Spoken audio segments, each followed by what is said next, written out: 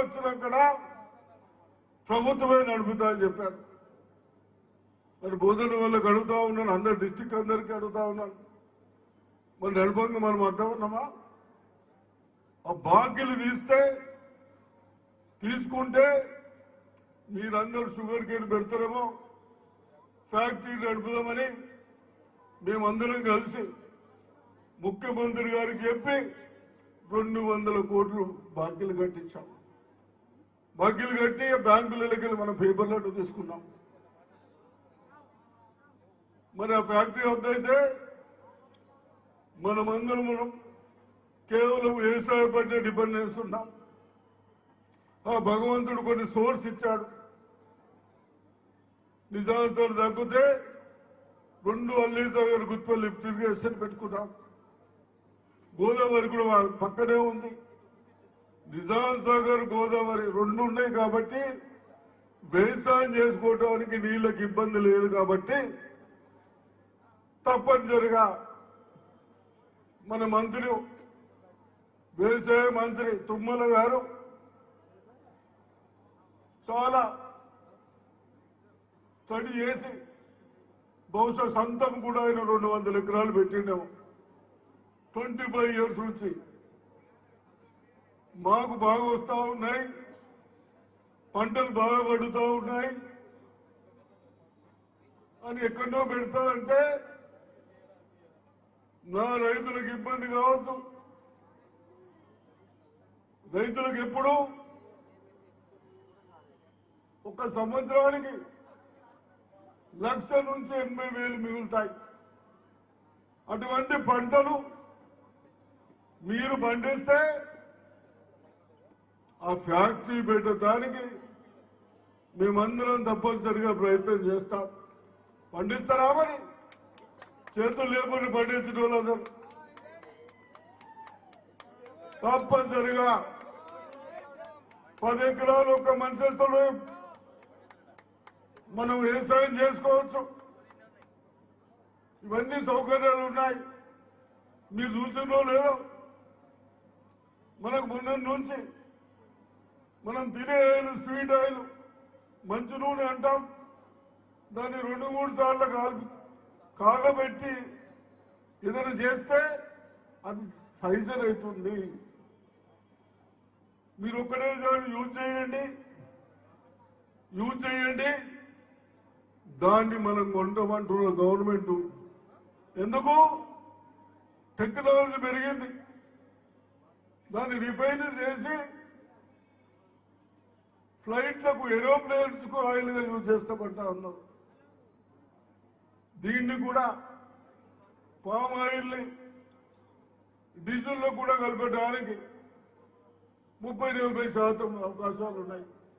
కాబట్టి అది మనకు ఎప్పటికి ఉండేది. కాబట్టి పెట్టుమని చెప్తా ఉన్నాం. పెడితే కనీసం ఆ చెట్టు 30-35 సంవత్సరాలు పంటలు వస్తాయని చెప్తా ఉన్నారు. అది నెలకు మనకు డబ్బులు వస్తాయి. ఎట్లా కాయలు కాస్తామో ఆ కాయలు కోసుకుంటూ మనం ఆయిల్ ఫ్యాక్టరీకి ఇస్తాం. ఇవన్నీ ఎప్పుడు చేస్తాం?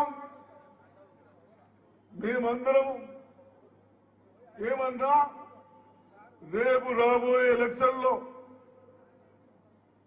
సర్పంచులు కానీ, జడ్పీటీసీలు కానీ,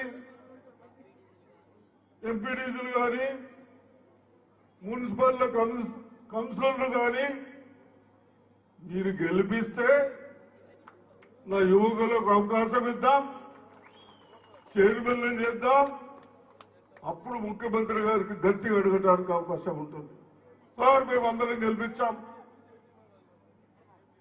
మాకు ఇంకా పనులు ఇవ్వండి, మనీ వచ్చే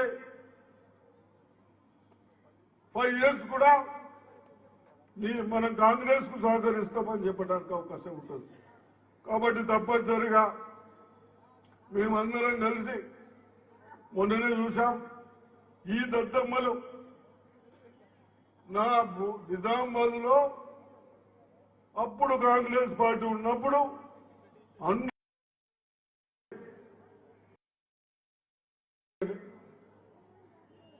మీకు నిజామాబాద్ లో 45,000 కనెక్షన్స్ పెండింగ్ ఉన్నాయి.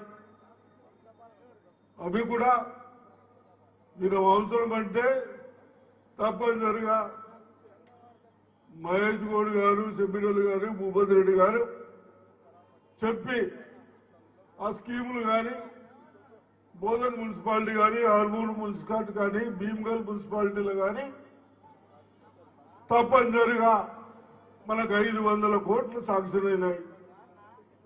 అవన్నీ చేయించడానికి ప్రయత్నం చేద్దాం, చేయించుకోవడానికి ప్రయత్నం చేద్దాం.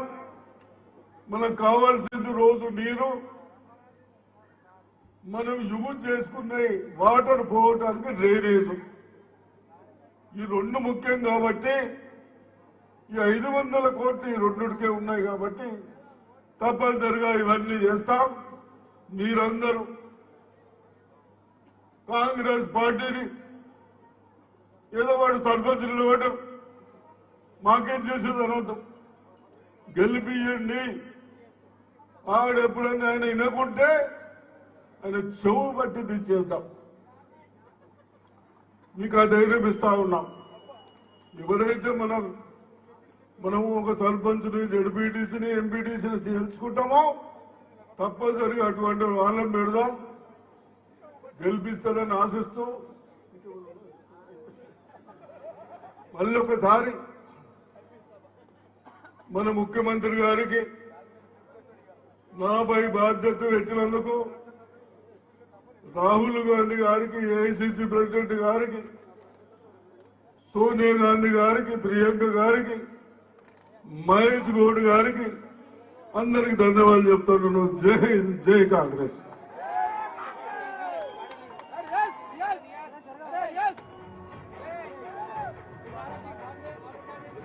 ఈ కార్యక్రమాన్ని ఓపికతో నిజామాబాద్ వచ్చి